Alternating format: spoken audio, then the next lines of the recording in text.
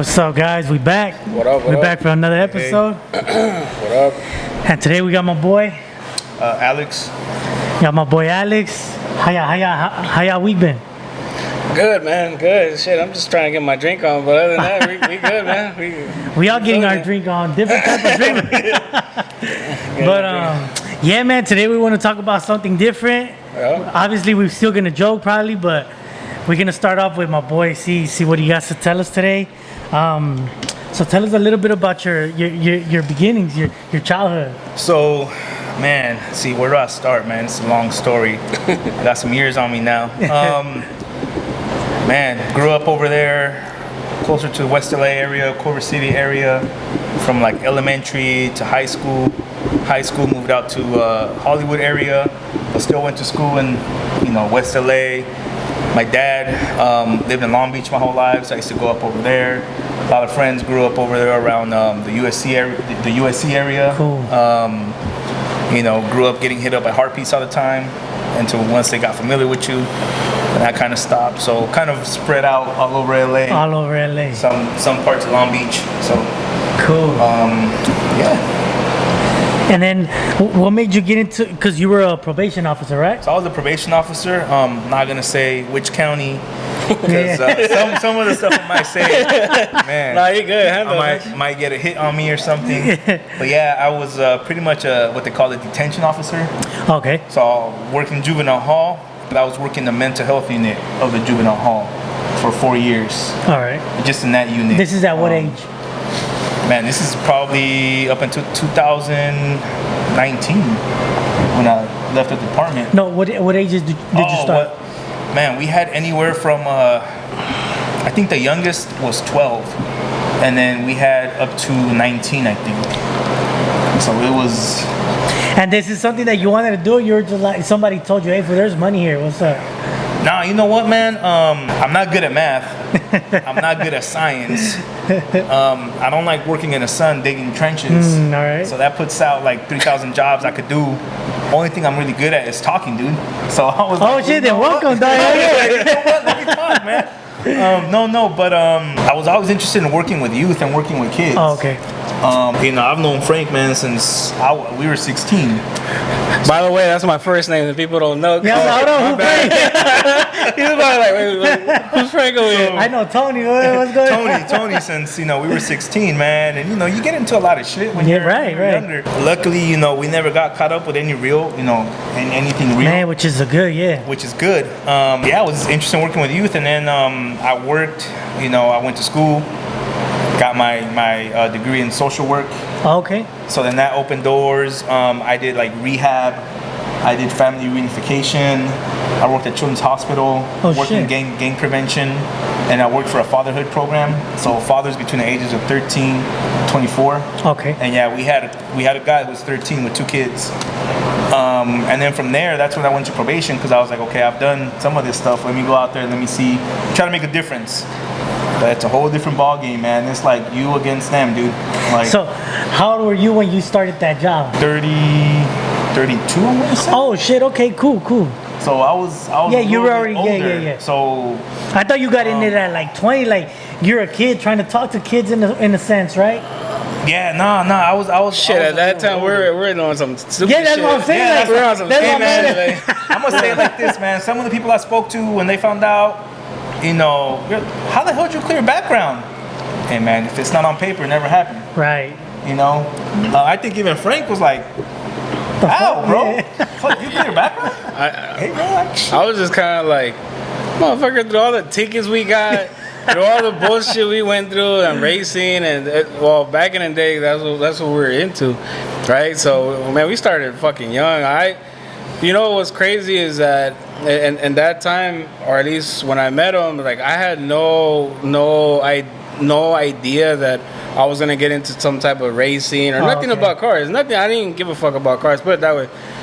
But when I met him, because his background is more like his family and so forth, they had a shop, right? Oh, okay. So I was always around him about cars and talking about cars, and It grew on you. It grew on me exactly. But it was more than that. Obviously, for us, it was more like a connection between us, like friendship, and it was more than that to me. Like I see him more than a friend. I mean, we've known each other already going on 20 years or so, and plus. 2 years, yeah. And so to me, it's like he's more than that. He's family, you know. So like I already known him for a long time, and it's the stupid shit that we get along the way. But I never expected him to go fucking be a law sign, yeah. And like I was like, damn, should I keep my distance or what's this? Nah, but then he told me what he was doing. And I was like, that's what's up. Do your thing, you know. Fuck it, if you're for real. But I see it like this because we talked about it in the last podcast. I think as we're kids, we do stupid shit, which is good though. Because I know people that fucked up when they got older, when they had kids, which makes it sadder. We're kids, we could justify, hey, we did that because we're dumb, right? Right. Obviously, like no murder shit. Obviously, just regular kid dumb shit, racing, speed tickets, donuts, right? Dumb shit. But you get it out of your system by the time you turn 18. Like, oh shit, well, I gotta mature, you know. As ours went a little bit past 18, but yeah, it sure fucking did. but but it's just life, and it makes you relatable. Like in my case, like I didn't gangbang, but we knew a lot of people that were in it. Like we were cool with a lot of people that were in it. I got some guys I grew up with from elementary that are doing life right now for drive-bys, you know? Yeah. And I always thought to myself, I'm like, you know, I used to kick it with these guys all the time. I knew that could have been you, yeah. I'm like, man, I could have been in the car when they did something stupid, and I would have been caught up with them. You know, so we were always close to it because we knew the people, but we were never like affiliated, like really in it. Yeah. So I think we spoke about it on the first one. Yeah. I grew up with kids in elementary. We went to middle school, but that summer, they both went to different gangs. When we come back, don't talk to him because he's in that gang. Mm-hmm. You know what? Well, I don't fuck around. It's like you start to realize too what's really worth it. Like you know, your mindset is you want to go have parties. You're gonna go have fun. Right, let's go have fun. You know, you're at an age when we're all trying to either fuck, we're trying to enjoy our times and go have fun, or just enjoy our youth, right? So. Our goal was either to go have fun or not worry about nobody gives a fuck. We're just trying to, well, at least in our minds, we're doing that whole racing life, right? And that whole Fast and the Furious life. Yeah, so we did that, and we also did the flyer parties. Yeah. So that's what I was thinking of, right? We were 14, 15, going to flyer parties. Meanwhile, my friends were talking about, hey, we're going to go get... I ain't tripping about no guy, bro. I want to go get some girl. Yeah, that's what I'm saying. Well, for us, it was more like we did a lot of stupid shit, right? Like we're young. Like I love the fact that we weren't that like I didn't expect him to be anybody else but himself. Meaning like just be yourself. We have fun. We go out. We could go to a fucking theater and just be us, just chill, just kick it. We never needed nobody really. But at the same time, there was a certain influence that he brought. Yeah. Because if you know him, he's always a chill, collected. I'm a little bit of a hothead. Oh, okay. But I felt like hanging out with him, he kind of grounded me sometimes because he'd be so chill, so calm. It made you chill. I just want to chill. Yeah. And that is true. I'm like, that is true. That's what's pissing me off, bro. What's up? And he's like, bro, just chill. And I'm like, all right, definitely worth it, though. But yeah, there was times where like I don't know if I've ever seen him that mad. I know he could get mad, but he was always like just calm. So that kind of helped me stay calm. And it kind as opposed to hanging out with somebody that's always high-headed and not too high-headed. Yeah, exactly. Yeah, that's true. Exactly. Nah, that's good, fool. Because I feel that I went through the same thing. I was a 5'5" hothead, fool, thinking I was 6'5", right? And you know, little man syndrome. Okay, so I figured for me, I figured it out. It wasn't the little man syndrome. I grew up around a fucked up environment. We didn't have food at the crib sometimes. I think my way was to like, I don't want to show that I'm poor, right? So what can I do to make people don't think about it? I'm poor. Fuck it. He's mad dogging me. Let's go do something about it. That was my way of like, hey, don't even ask me questions about the home. Or I was a roaster. I would start roasting. I would never let it like marinate because I didn't want people to be like, hey, what you get for Christmas?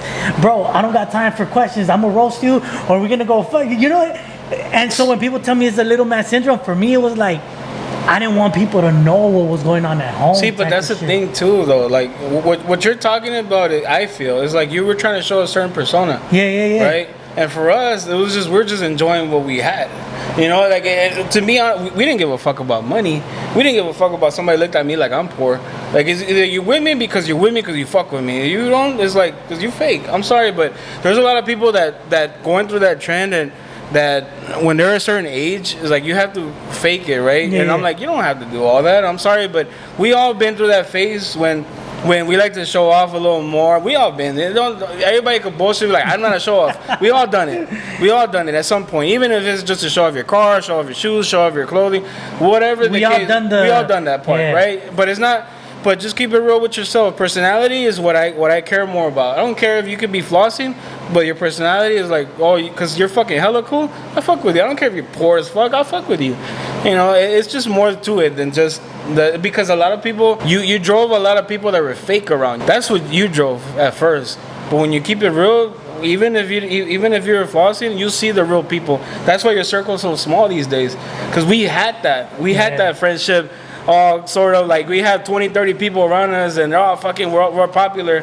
Fuck all that. Like at the end of the day, our world is so small now that just because you know now what's worth it and what wasn't. And I think I hit an age where it was like, you know what? My parents are the ones like that brought me into like this poverty, right? Doesn't mean I'm gonna always be that way if I don't want to. Right. That's when I kind of started like, you know what, fool? You dogging me? That's your pedo. I'm gonna be happy as fuck because I'm trying to chase the girls, you know, like, and that's when I realized, like, why am I trying to fight, dog? You a little less, some tall ass dude's just gonna pop you one day, you know what's crazy though, man? I remember one time, man, I called out this tall dude. He's a football player, actually, bro. And I said, yeah, man, fucking leave me in the parking lot, whoop-de-whoop, que no sé qué, que no sé qué. He didn't show up, right?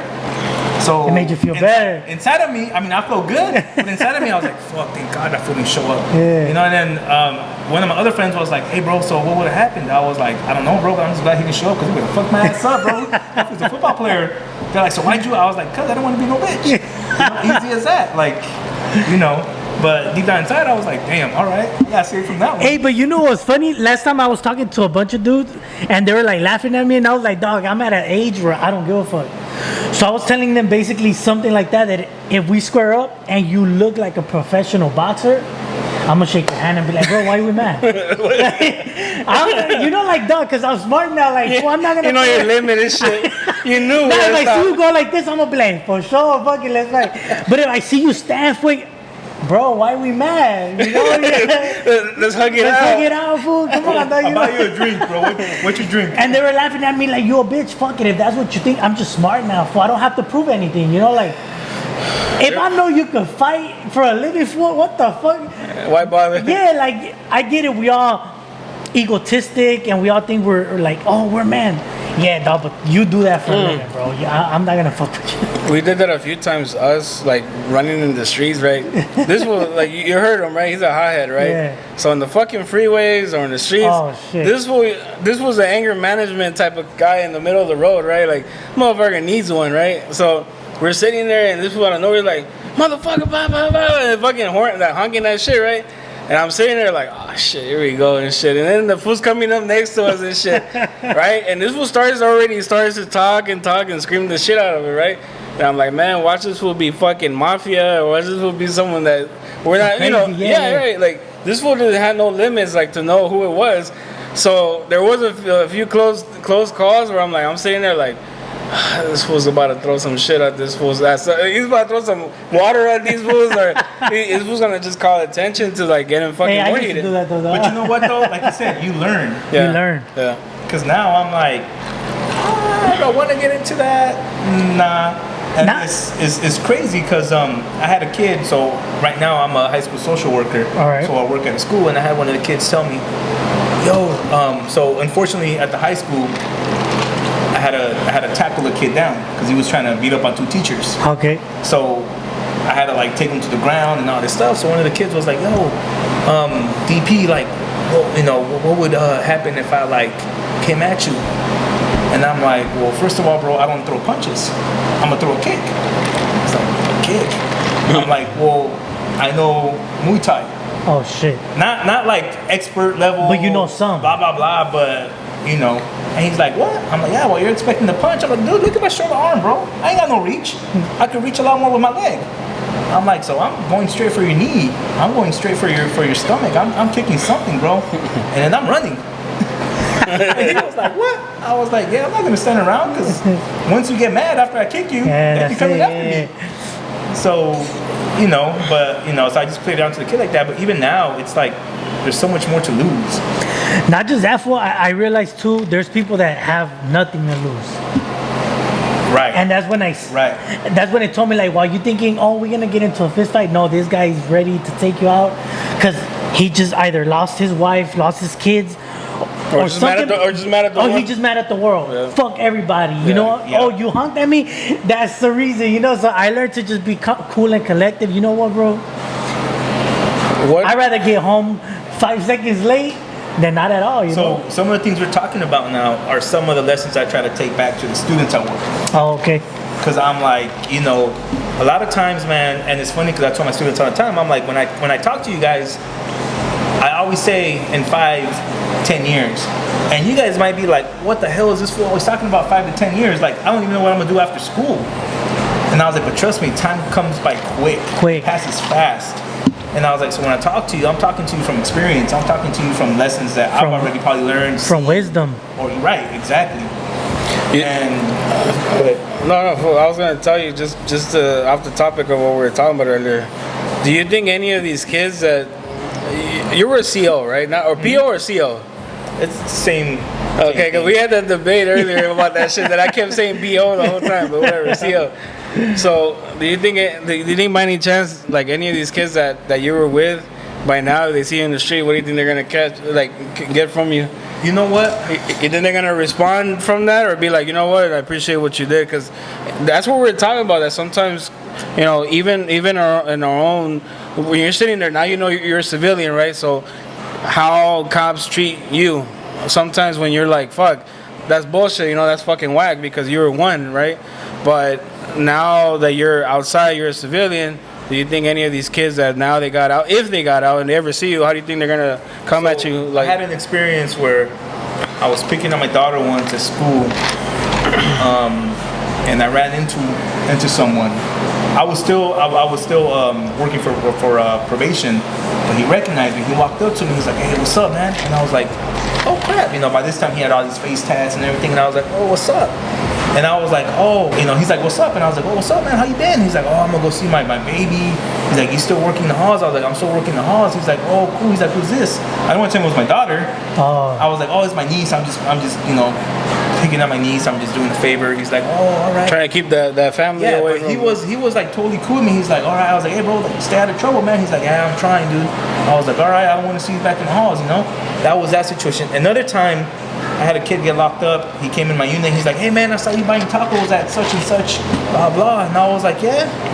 I was like, all right. I was like, how come you didn't say what's up? He's like, well, I didn't know how you were going to react. And I was like, well, bro, what was I going to tell you? Fucking get in your room or what?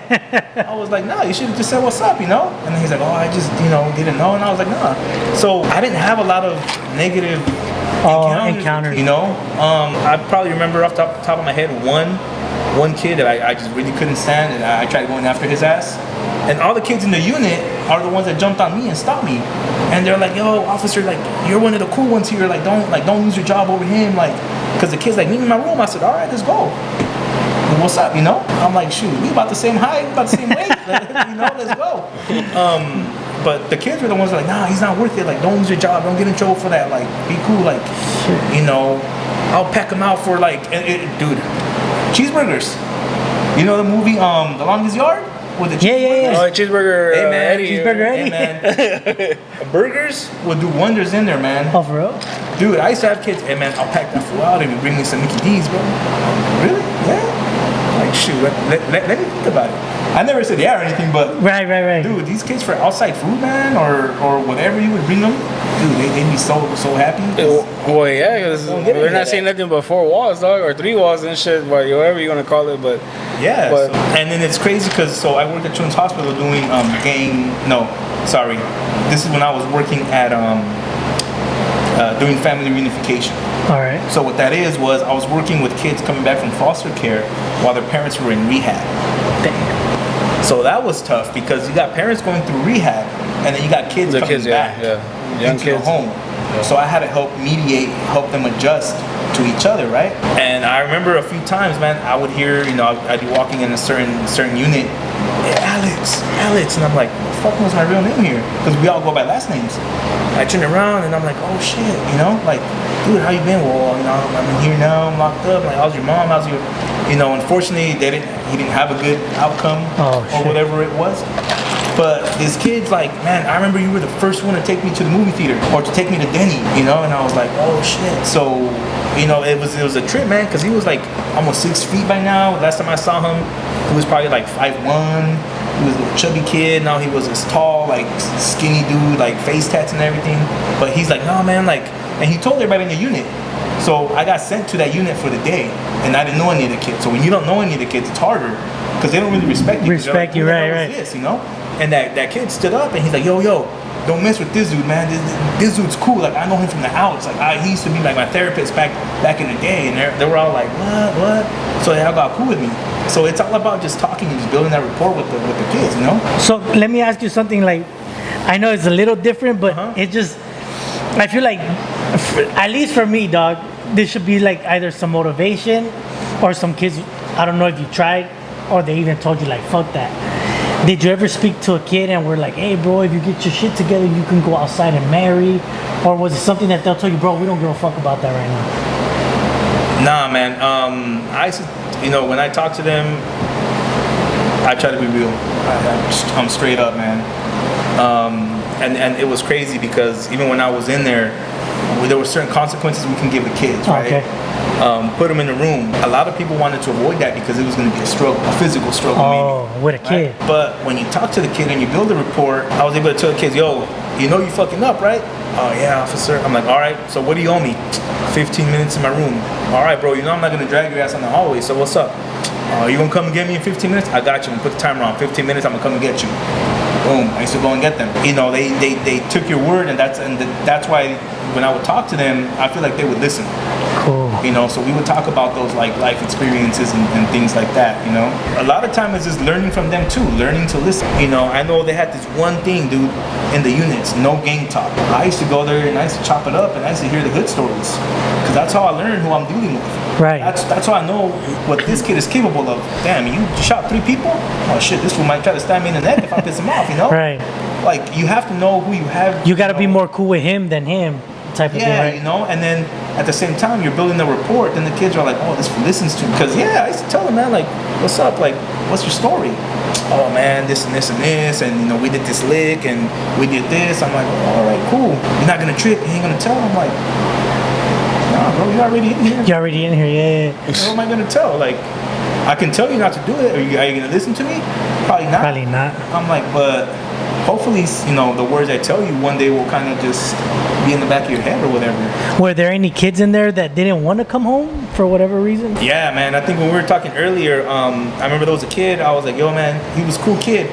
Yo, you're about to get out. You're about to go home, like, in the week, man. Like, I saw your paperwork. You're going home. I don't want to go home. All right, what's up? And then little by little, talking to him throughout the week, he's like, I don't think you understand, man. He's like, I have 3 meals a day here. And I was like, yeah, bro, but county food sucks. Yeah. He's like, yeah, but it's still guaranteed 3 meals. That's true. And then I was like, all right. He's like, I get to shower here. He's like, I have my own room. I was like, bro, but you're locked in the room. Yeah. He's like, nah, it's my own bed. And I was like, damn.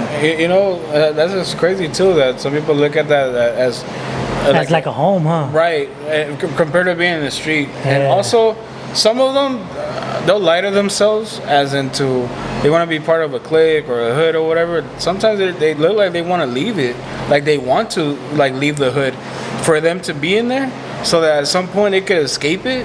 And they have a lot to think about when they're in there. Some people, like I said, they don't have food outside. They have to earn that shit, and if it's hard for them, that's why they prefer staying inside. Around how old was he? He was 15. Oh, then yeah, it's hard for him to even get a job. Right, that's what I'm saying. Like when we were talking, he kind of gave me. I don't know. We kind of got the idea like he was being, I don't know, if pimped out, prostituted out, or I don't know. But he's like, I'll be back. And I was like, dang. Sure enough, 2 weeks later, came back. He was happy. I'm like, why are you happy? He's like, I got 9 months of camp. He says, that guarantees me a place to stay for 9 months. I was like, Like, as much as it sucks, right? But It sucks, they're in but there. only he knows what he was going through. right. I was gonna tell you. I just remember something that you told me a while ago. Remember you told me that story about some guy that was just taking shit in there because he was in a pissed off mood or something, or just because he would take his shit in there and without caring, like he was just like, oh yeah, I'm taking his shit on the floor. Oh, so man, there's a lot of them that would do that, man. But one of them would poo and then rub it all over himself, so that nobody would be able to grab him. Nobody would want to touch him. He was probably traumatized or something. You know what? So I remember his tattoo. So when I worked the regular units, you had like what they call like the normal kids. Okay. Which is like mostly like a lot of gang members and stuff like that. I remember him from that unit because of his tattoo. And then he got to the unit, the mental health unit, and he was just a completely different kid. And one of the other kids told me whatever he did on the outs, whatever drugs he did, he went up, never came down. Shit. And I was like, yeah, he's a lot different, man. Like a lot different. Dude, this kid would. I remember I was watching him, and I gave him 2 oatmeal cookies, right? So next thing you know, he's like looking at his hand, and I'm like, damn, where this fool get another cookie from? And I'm like, yo, what is that? He's like, oh, it's peanut butter. It's coming out of me. And I'm like, bro, what? I'm like, let me see. And then he's like, look. And he starts eating it. And I'm like, dude. And in order for him not to get grabbed by officers, it was probably past trauma, like you said, that he's had. He used to smear it all over himself. And of course, we're not going to go in there. Yeah, We're not going to touch him. I remember there was one other time, man, I had this other kid, and it's probably one I told you about. He was flooding his room. He was coming out from a high, flooding his room. He was pooing and peeing everywhere. He was rolling in it. Dude, so finally my senior officer was like, hey man, this kid needs to shower. He hasn't showered in 3 days. He's been rolling around in his poo and his pee. And this sucks because it's county. So for each one of the kids that we had in there, I think they were getting somewhere around like $20,000 per month because it was a mental health unit. Oh shit. So we were not equipped to deal with kids like that. But if they sent him to a mental institution, guess who's gonna get those $20K a month? Mental institution. So the department is losing all that money. So that's how Yeah, we gotta keep him. But this kid one day, I remember we were like, all right, man, we're gonna shower him. Cool. We put on our freaking little plastic suits, and I got the little riot shield, dude. And we're like, okay, we're gonna do this and try to push him into the showers. And man, I opened the door. This fool se echó una vuelta de gato. He rolled, and he's like, ta-da! And we're like, oh shit! And he's like trying to grab us and hug us, but he's all full of pee and poo, and I'm pushing him with the shield. I ended up pushing him back into his room and closing it. After that, we were like, fuck that. Everybody was like, we ain't showering this fool until he's ready to shower. And dude, it went a week. He started getting some type of like infection, dude. Oh man, I remember he went to the doctor, and he was so out of it, dude, that they had to strap him down. And he kept telling the nurse, bitch, scratch my balls, bitch. It burns. Another thing I was going to mention, it's crazy, man, these kids, and it's sad too, they would only listen when you would start cussing. Oh. And I remember the new officers would get there, right? You'd have some officers like, oh, I don't cuss. I was like, well, bro, you're going to learn to cuss at this job. No, that's not me. I'm super Christian. I was like, well, bro, you have to leave that. You don't have to leave it, but you're going to have to make some changes. And I was like, I'll show you. I had to show them. I was like, all right, gentlemen, go ahead, line up. We're about to do line movement. You guys already know what to expect. And no sé qué. Y todos ahí, like, just kind of, fuck this fool. Yeah, like, just like whatever. I was like, all right, gentlemen, we're about to, we're about to go to outdoor rec. I need my line movement to be straight. I just kind of, gentlemen, get my fucking line movement straight. We're about to go fucking outside. If you're fucking talking, shut the fuck up. Shit, he's serious. And I was like, bro, unfortunately, that's I have what to works, throw yeah. all that stuff in there to get them to listen. And I even told them that day, I was like, yo, it's sad, man. I try to talk to you guys like adults or the young men that you guys are becoming. With respect them. With respect, and you guys aren't listening. I have to start cussing at you guys for you guys to get it. Like, I don't want to cuss at you guys, and then the officer. I have to, kind of. Right. And it sucks if they're used to that, Right. It's like, let me ask you something, wait, that a lot of people don't think about, right? I include myself in every conversation, right? So let's just say, for example, we look at it like, hey, but you're lucky because that job is easy, right? Like, for example, same thing with the cop. Oh, but you got an easy job. No, they don't. How hard is it when you get home, way, I'm sure you take that shit home sometimes, right? Oh man. How hard is that shit? Or your girl's telling you, hey babe, let's go, and you're kind of like, hold up, I kind of need to fucking. So You take Dookie stays home, the guy, the kid, in your mind. it's crazy because I can talk to you about this, and you know, we can laugh about it right now about some of the experiences. But it's one of those things that you have to like kind of go through it to really like know what I'm talking about. But yeah, I would go home and I would tell my son, "Hey, go ahead, break down for showers." Oh He's shit. like, break what? I'm like, go ahead and get ready for showers, you know. Hey, go ahead, do your last head call. What? I'm like, go use the bathroom before you go to sleep, man. And then to a point where my wife was like, dude, we're not your jail people. Yeah. Like, stop talking to us like we're locked up. And I was like, damn, you know. But my ride home was so short, like 10, 15 minute drive. You didn't have a time to like, yeah. Right. So I'd get home and I was like still in that mode, or the way I would talk to my son sometimes. And she would tell me, she's like, yo, like, he's not one of like the inmates that's in there. And I'm like, right. Yeah, for the reason why I asked is because I grew up around negative people, fuck police, fuck, right? But I sit back and be like, nah, wait, sometimes you choose that job way, like, right? Like, you could have had that job too, but you didn't want that way, right? Right. So that's why I know, like, as much as we want to say that every job's easy, every job has a good and a bad. So even though those kids see you like, dog, you get to go home with your family, but they don't know that you sometimes go with that shit in your mind, like, no mames, way, like, these kids are bad, like, so I gotta kind of correct my kids now, right? Like that, right? And then you start to get that fear, and then it was always interesting to me when the simple stuff. So they used to give extra dinners, right? Some officers were a-holes and they used to want to fucking toss it out in the trash. Oh shit. And I was like, nah, fuck it. Like, who's been good? I'll fucking give you extra reward. Yeah, you know. And like, oh, really? And then some officers would be like, man, fuck these kids, man. And I was like, well, bro, like, if your kid was locked up, like, you wouldn't want people treating him like shit. Well, my kids aren't gonna end up here. I'm like, fuck, you don't know that, dude. Like, I mean, hopefully not, but yeah. Hopefully not, but you just never know the way life the turns, wrong influence at school. Yeah, exactly. And I remember I took it as a compliment. One of the biggest compliments I got was a kid told me, hey, officer, how much time did you do? And I was like, what do you mean, how much time? He's like, because you talk to us differently from the other officers. He's like, we ask you for an extra blanket and you give it to us, which we weren't supposed to. Oh, shit. But the units were cold as shit, man. They used to leave the AC on blasting at night, and all they had was their boxers, a t-shirt, and like a little skinny blanket. A little skinny blanket. So I was like, oh, you want an extra blanket? They're like, yeah. I'm like, all right, let me go get it for you, man. Here. And that kid was like, yo, and I was like, I didn't do any time. He's like, oh, and I was like, look, man, life is short, bro. I never know where I'm gonna end up. I never know where you're gonna end up. Who you gonna be meeting? Yeah, I was like, as simple as this, bro. I was like, 10 years down the line, I might be trying to buy a house, and you might happen to be that real estate. Yeah. And you know what, man, this fool was cool. Like, I'm gonna help him out. Or you know, what if I was a dick to you? Then, fuck this fool. Don't approve him. Exactly. And I'm like, dude, like, you can't go through life like treating people like shit, man. Like, you never know. Because he just made a mistake. He might come back. That's what I was gonna say too about that. Like, you guys know, right? Like, you guys sitting there seeing these kids. You got like what, 10 to 20 kids a night, right? Let's just say, right, an average.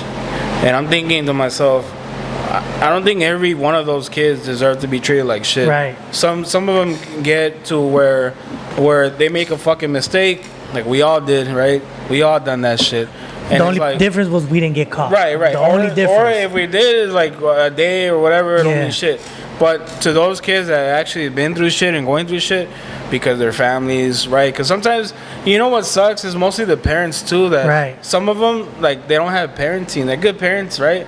Like, where they're rather be in jail, right, than be in the street, and all because at home their mother, their dad, it's not even there. They treat them like shit. They're not even the hard knock life type shit, right? Like, they're not even getting no love whatsoever at home. That I guess to them being in there is like, that's their love, that's their home. I feel that's the same way it happens with a lot of kids that go to gangs. Yeah, because you push them. Yeah, you push them, man. Like, I'm not gonna push my kid to be like, man, fuck you, you ain't shit. Like, dude, my kid right now, like, it's crazy because for us, it's funny because he was about to go.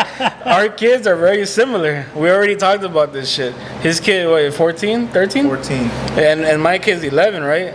and they're so fucking similar right now. So like they're twins right now. Put it that way. Like if you see them together, it's like, oh, they're fucking brothers. Fucking brothers. They act the same for sure. And it's funny. I'm like, I guess we're fucking linked up to that point. Even. I try to like complain or vent to him, and he's like, well, I'm going through the same shit. I'm like, ooh, the same shit. Like, same fucking shit. Dang, dude. So, or like, you know, he's done some work on me. I'm gonna show it right quick.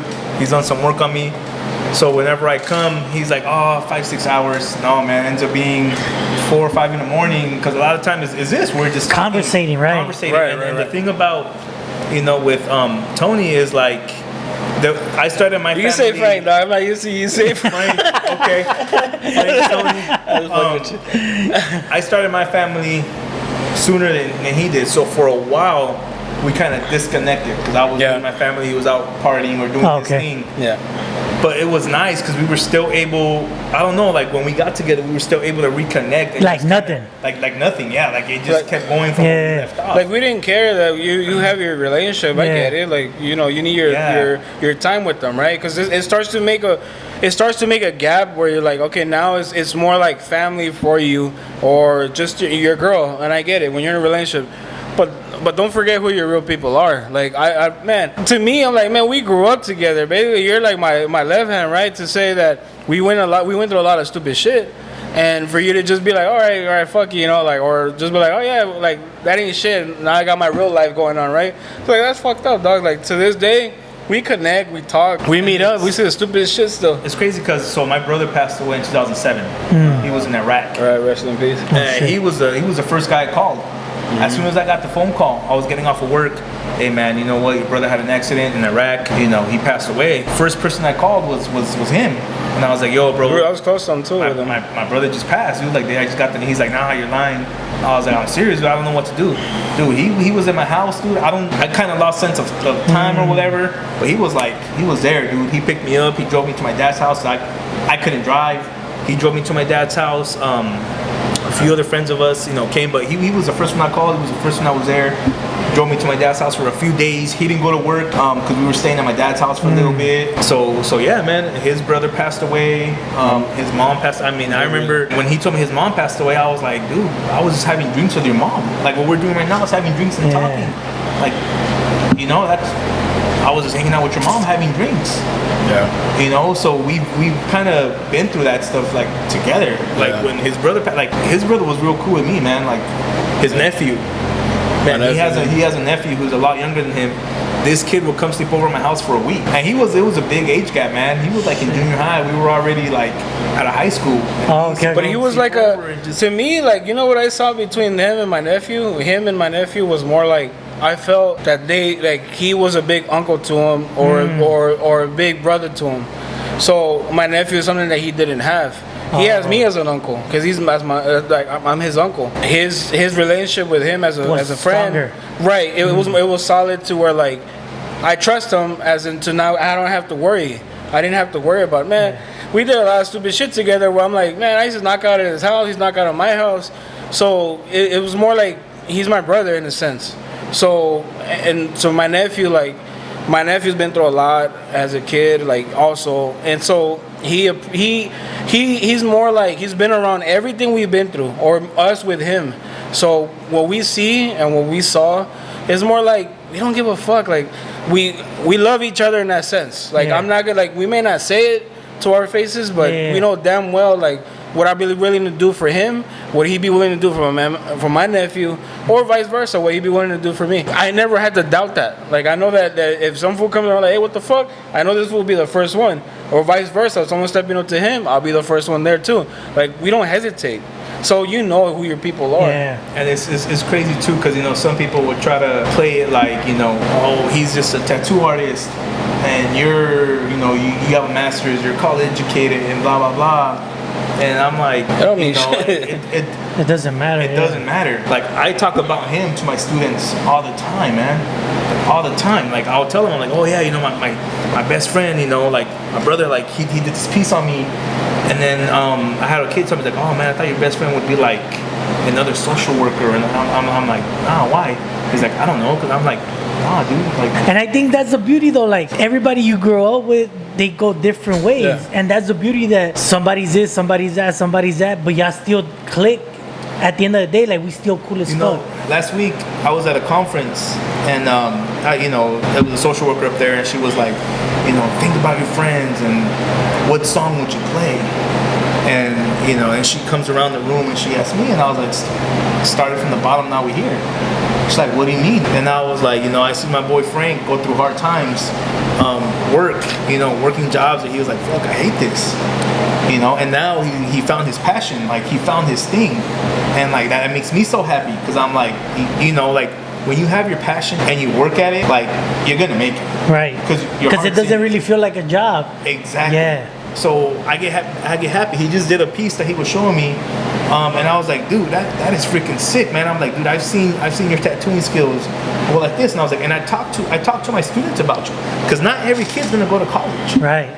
Not every kid's gonna want. Not everybody can or want. Yeah, right. So I tell kids, I was like, hey man, my best friend's a tattoo artist, dude. He's a badass tattoo artist. He makes money. I have another good friend who's a plumber.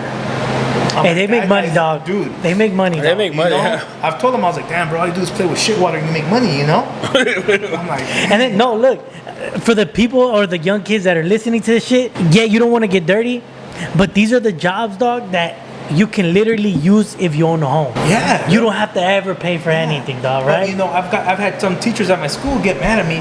Oh, no, man, you're supposed to push college on them. And I'm like, I was like, yo, look, man. I was like, one of my best friends, I was like, he didn't go to college, but he's one of the smartest dudes, one of the most respected dudes I know, which is him. And then I'm like, to some people it works out, to some it doesn't. I know people that went to college for something, fool. The thing they majored in, that's not what they're working on. Right. So it's kind of like, hold on, fool, you majored in this, but you settled for something that... Look, I'll say this, because I told him plenty of times, right? This was had about like 10 million majors and shit. But he's fucking pushed himself, right? Because he never settled for less. Right. But I never understood that at first. It was more like, damn, why is this fool switching up? But I'm like, and then until one day he goes, you just gotta look for the best thing out there for you, And then I'm like, damn, I remember this one wanted to be an X-ray technician. This one was doing, this was over here being a CO. Then this was over here doing. I'm like, damn, like it's like when I started, when he met me, I was like, I wanted to be a DJ, I wanted to be a boxer, I wanted to be a fucking barber, I wanted to be fucking just fucking, for all I care, just anything that had money in it. Right. But also you gotta love what you do. Right. In this time and point in life, there's people who like, goddamn, YouTubers make it out of nothing, like fucking 10, 12-year-olds and shit, that they're making YouTubers out of them, they're making millions. I'm like, you got me fucked up. And they don't even need to go to college these days. Like, they're good. They're business-wise. Right. They understand business already. They don't even need to go to college anymore. You're good. You're set. They don't. And I'm like, I get fucking pissed. I'm like, motherfucker, like, I remember there was a time where I wanted to, like, make millions off of stupid shit, and this kid's doing it. Like he's over here showing off his Pokemon cards and shit, showing off fucking, his the game he's playing or whatever, and he's getting money just for getting views. And us, that we gotta put our hands on shit to get money, and I'm like, I have to do something where I will fall in love with and like what I do, and without getting mad if it hits or not. To say I'm fucking fed up with my job, like I love my shit, But no disrespect to anybody who they gotta do it for the money, for work, for life, to pretty much now just pretty much get ahead of life, because your goal is to enjoy life. This is all man, what I tell the kids is, Damn, whatever you're gonna do, be a master at it. If you want to be a barber, be a master at it. If you want to do tattoos, be a master at it, dude. Like that's all I'm saying is, like, put yourself up there, man, with your heart, your skills, your time, your dedication. Like you're gonna put yourself up there. Yeah, I've had teachers getting me, oh man, push college on them, push college. I'm like, most of my friends that I hang out with don't have college education. Like, I'm probably one of the only ones. So where are you gonna fake it, right? And I'm like, and that's because, like I said earlier, I'm too lazy to go dig a trench in the heat. I don't want to do that. I'm not good at like, what am I good at? Talking. Okay, cool. Let me be a social worker. That's all we do is talk, therapy. Talk therapy. I'm like, okay. Now that's true, fool. Like, I wanted to be a rapper. That shit didn't hit for me, but I'm sure there's a lot of people that with one song, it was probably meant. That's how I see it. That's how I see it. It was meant for you, fool. Like, no matter what I did, it didn't work. Yeah. And then the one thing I didn't want to do, that's what worked. Barber. I didn't want to be a barber, fool. My friend used to tell me, be a barber. what the fuck? Nah, I can't be a barber, dog. I can't be a barber. That's you. You're a barber. What was that moment where you were like? So he kept bugging me, fool, and we used to go to barber competitions, and that was his motto.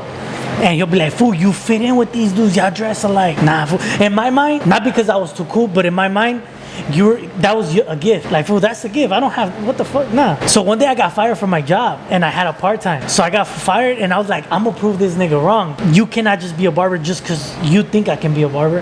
Hey, fool, I got fired. Okay, come to the shop. Watch, fool, I can't be a barber because you were born with that gift, right? And he just starts teaching me. Let's just say that like 2-3 months in, people start asking me for haircuts, and I'm just like, what the fuck? I'm not a barber. What the fuck? You did that haircut. So one day I'm cutting up my cousin, y entra un negrito. Hey, bro, I'm next. I'm not a barber, bro. Right there in Long Beach, fool, Long Beach Boulevard and like Artesia. Oh, because I'm black? Like, nah, what the fuck? Nah, that's my cousin, and I'm cutting him up for free. But that looks good. Damn, but I'm not a barber, though. Like, I'm learning. Yeah. So he keeps bugging. I'm like, cool, look, fool, since you think I'm being racist, I'll cut you up. But even if you don't like it, you got to pay me. Because I'm telling you the truth. So at the end, fool, I cut him up in like 50 minutes. And that was like, but you did good. And I'm like, what the fuck? So, after, like I said, fool, 5 months in, I still didn't consider myself a barber. I was like, hey, fool, I cut hair. So you're a barber? Nah, I cut hair, like, right? Because it was hard for me to accept it, I guess, because that's not something I wanted to do, fool. So as time goes by, everybody's like, you're my barber. What the fuck? And then, fool, maybe like 7 months in, that's when it hit. Oh, I'm a barber. But that's not something I was like, nah, fool, I can't do that. What the fuck? Because I tried so many things, fool, and nothing worked. I became a driver, bobtail driver. It didn't work. Man, it don't pay. Fuck this shit. I was moving on, jumping, fool. And then that opportunity, well, obviously, opportunity without you being ready is not gonna work, right? Because I could have easily got fired and been like, oh, I'm gonna look for a job. And I would have never been a barber. Right. But I was kind of like, let me test this fool. Because it's not gonna work, so I'm gonna prove it. No, yeah, that's the way life works. So I got let go from a job too. I remember I had a long time, like soups were telling me, hey man, go back for your masters, I was like, nah, it's a lot of, but like you said, the opportunity, man. I got let go, and I was like, you just apply. You know, went to USC, fight on, and got my masters. I mean, cost me a kidney, a liver, a leg, an arm, the opportunity presented itself for me to go back to school. And then I did what I had to do, and now, like you say, man, I go to work, and I don't even feel like it's work. And I was talking with a kid last time, and he's like, yo, do you like your job? I'm like, yeah, man. He's like, why? I'm like, all I do is just chop it up with kids like you. We just sit here, we clown around, we joke around. Which it makes sense, like, what you were saying earlier, like, right, about talking and talking to kids. And I told him the truth. I was like, you know what I hate? I hate paperwork, man. I don't like doing paperwork. I was like, you know what I hate doing? I hate presenting to teachers. I'm like, that's when I feel like it's a job. You gotta put these presentations, these social emotional learning presentations for these teachers. And I'm like, that stuff I don't like. I'm like, talking to kids all the time. I don't really like working with adults either, like grown-ups. It hasn't been my thing. I've kind of feel like you should have your shit together. Yeah. You're a 40-year-old, like, and I've worked with adults. I'm like, dude, you're 40 years old. Why are we talking about this shit, man? Like, you should have your shit together already. But where a teen or a youth, like you can see that aha moment in them, when you tell them something and they're like, oh shit, boom, and I'm like, damn. That's what's up. Because, like, for example, for you, for me, for him, a lot of people will say you guys are lucky. But we're not lucky though. We chased it. Like I said, I chased it I would go to the barber shop even though I didn't want to because I felt I wasn't gonna be a barber. I would go every day at 8 in the morning, fool, and wait for the barber to open. Oh, what's up? I'm here. Cool. Look for clients. How am I gonna look for clients, bro? Nobody wants to get a haircut from somebody, So like, when people say you're lucky, I'm like, nah, bro, we're not lucky. A lot of us, we work. I wonder how many tattoos he had to like either fuck up or this and that he'll probably stress out like, bro, I cannot get it. Yeah. And then once he got good, it was like, boom. I remember him, there was a time where he was staying close to, Bakersfield, and he used to work by Hollywood, so I used to live in Hollywood at the time, and he used to come and knock out on my couch. And he was like, I'm tattooing, and I never said, oh, you suck, or you're not good, or, all right, bro, just do your thing, like, here's my couch, here's my home, there's a fridge, you're welcome to it whenever you want, the bathroom, like, whatever I have here, like, Yeah. Except the wifey. Yeah. But, you know. Yeah. Dude, Yeah, no, that's my boy. you know, and I see him put in work. That's what I'm saying. Like I wasn't wasting time, man. See, and that's what I'm saying for the people that are watching. That wasn't luck, because you could easily say yes, stay on the couch, and he could have been like, yeah, I'd rather go back home. Like I'm chilling. and gave up. Or I could have been like, I'm living in this fool's pad. Yeah, I'm living in this fool's pad. I'm gonna just go get a regular job Yeah, I'm just because like, I don't gotta whatever. pay rent, and then I just live it up. Nah, but you know something, dog? Like, bullshit. It's funny that this fool brought this shit up. For those that don't know, yeah, there was times that, like, I was sleeping in a fucking car, dog. That was that bad. Shit. Right? So there was a point where tattooing, you can't make it or break it, dog. Like, it does take time. It does take a toll. Like, you're not gonna. It's like anything. Barbering. Anything. I always bring it back to barbering because it's similarities, right? But it's like if you know damn well in life, if you're not, if you want something and you're struggling, you're sitting. That's how you know you're gonna earn it. Yeah. You're gonna get it because you want it, right? You're not gonna sit there and be like, oh yeah, wait for that shit to come. Nah. You gotta fucking push for that shit. When this fool was like, don't trip, fool, come to the pad. I was like, nah, no, don't trip. Like even though like I've known him my whole life almost, like I didn't feel right. And this was like, nah, don't trip, fool, don't feel like that. And this will be like, don't trip, fool, get whatever you want in the fridge. I'm like, no, dick, like I'm not. It's funny because we grew up differently. This fool will come to my house to come pick me up from school, right? At 17, 16 years old, right? This fool will come to my house, pick me up, but he will go into the house first and go straight to the fridge first. He's like, what you got today, type shit. I'm like, I don't give a fuck, grab what you want. His mom was cool with And my mom was my mom was so fucking cool with it. Yeah. Oh, the man ass. Okay. Yeah. Oh, fuck it. You know what I miss about my mom? My mom would always make us food. Man, the bean and cheese burritos. Fuck yeah, and the quesadillas. Just like snack food, right? But those quesadillas and burritos were made out of love, dog. In the sense of like, it's like, it's shit that to me that meant a lot. Yeah. That were like, even just that little bit was enough for us to be like, fuck yeah, we got our burritos, we don't have to pay shit. Yeah. And she'll make us that food, and we're like, damn, that's just bomb. And we'll just eat like 2-3 of them, and yeah, you're good to go. Quesadillas, burrito makes basically bean, cheese, and that's it. Make it a fucking big tortilla, right?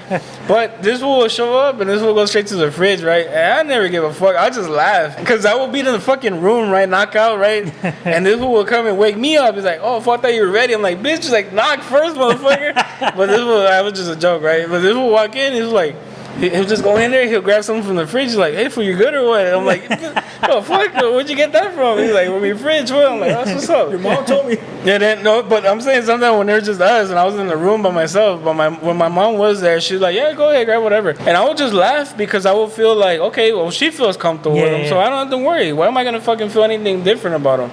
And I would just laugh. Because this fool will walk in, he'll go straight to the fridge, come out with something, and I'm like, this fool. Like, whatever. But when he did that for me, it meant a lot to me, right? Because I was sleeping in the car.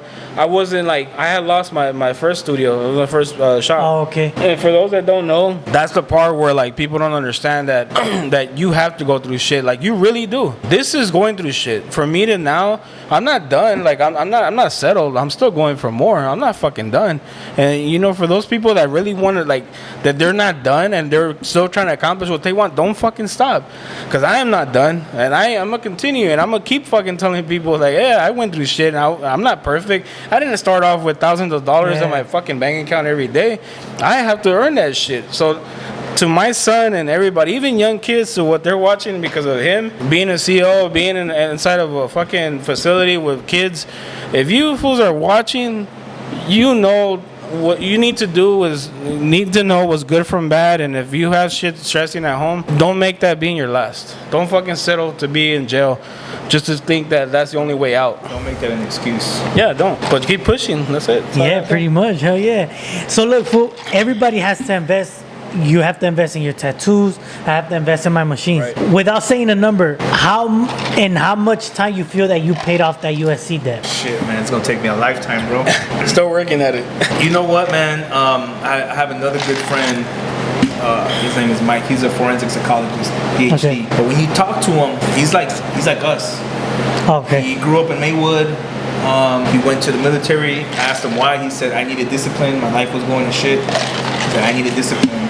But he just keeps it real. So he was one of the ones that was like, yo, bro, you go maximize every loan. So this guy, he owes as much as a house. So going back to like the student loans, I had a friend tell me, whatever the student loan is, it is. You know, you gotta invest in yourself. Right. That's the biggest investment you can ever make is in yourself, because nobody could take that degree. Nobody can take your skills away. What you've learned as a barber, they can't take that. The techniques, you know, he has tattooing that he's learned already. Like they can't just take that away from you. So you have to make those investments in yourself. In yourself. order to come out. And don't let people tell you, oh, that's too much money, or why are you gonna do that? No, man, like you do what you want to do. Like don't be scared to go out there. So I try to compare with you paying for a degree the same way that if he would have stuck to a cheap ass tattoo machine, he would have never got the skills that he got, right? Right. But because he was like, nah, I want the best. Then, you know, me, if I want to be the best barber, I got to get the best clippers. I can't get no $20 clippers that's going to pull every time you fucking, And you be know? good and shit. You know, like, bro, like invest in yourself. If you don't invest in yourself, then you're going to stay at the job that you hate for the rest of your life. Right. And so going back to where I was working as a job I didn't really like, and I was like, all right, cool. I kind of hit that ceiling, you know, that income ceiling. Oh. And I was like, I could stay here and I hate it. I can transfer to this department, I'm gonna hate that. I can transfer to this department, I'm gonna hate it. If I go left, if I go right, if I stay here, it sucks. So I was like, you know what, man, I gotta go back to school.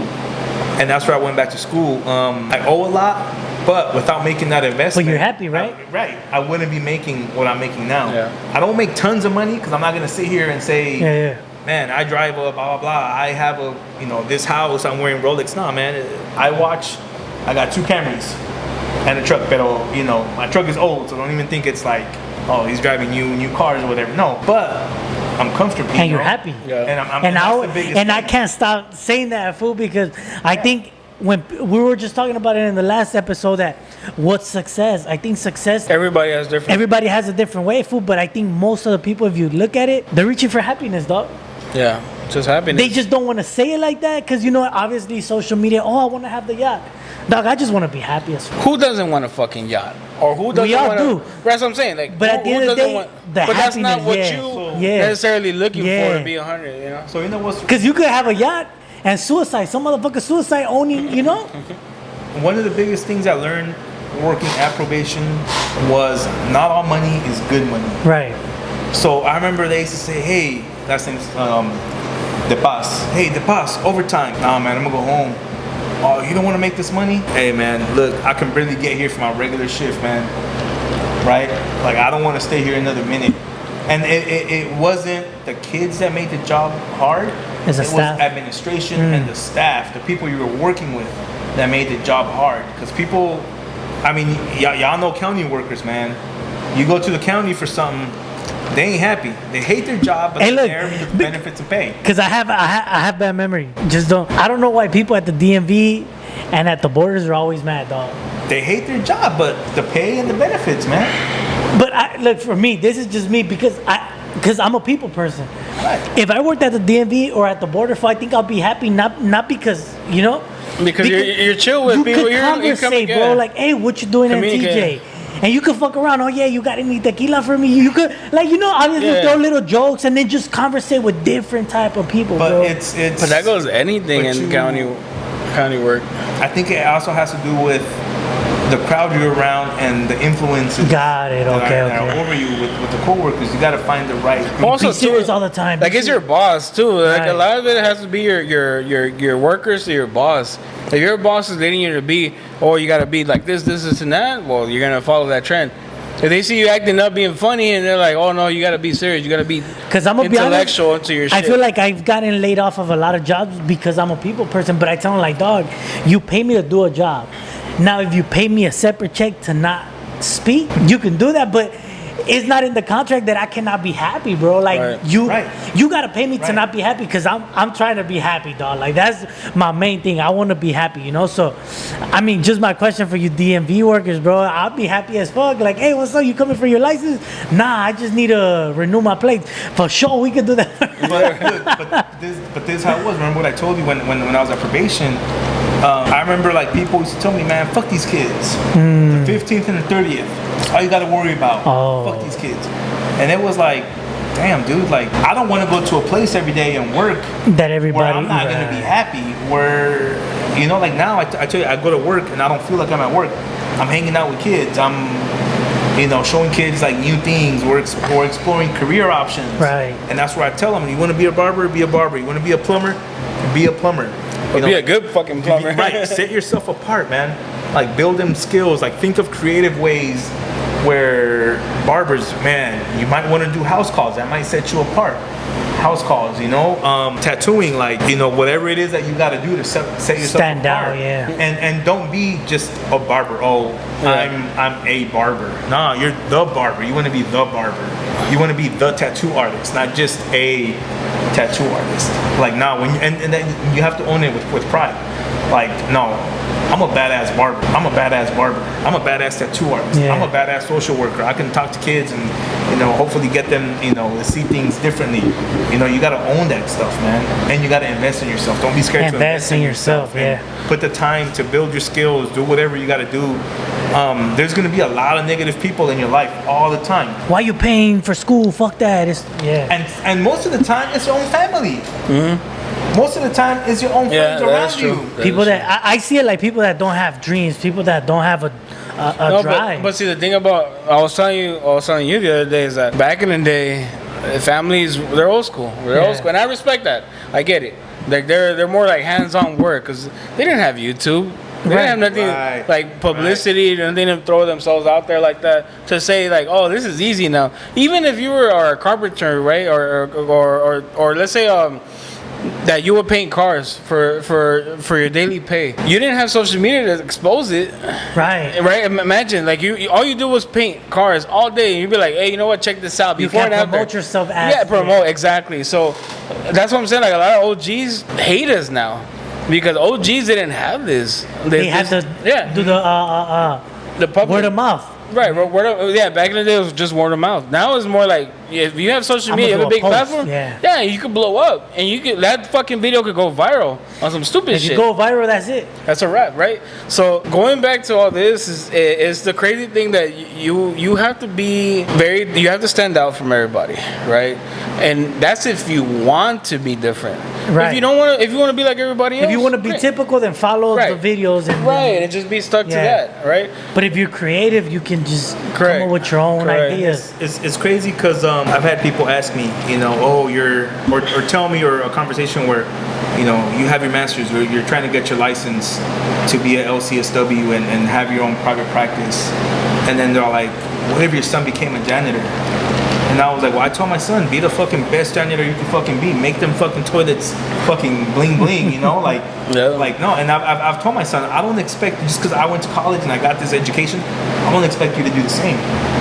Because it's not for everybody. But it's good to try it, but I want you to be the best that you could be at whatever it is that you do, and the money will come. The money will eventually come. I mean, maybe not like pouring, but but I told my son, as long as you can be comfortable and you're happy when you go home at the end of the day, I'm like, I go home and I'm comfortable, I'm happy. Like, I'm not driving a $100,000 car or anything like that. But hey man, I've seen some of those Teslas break down on the side of the freeway, and I'm here rolling along in my little Camry, like,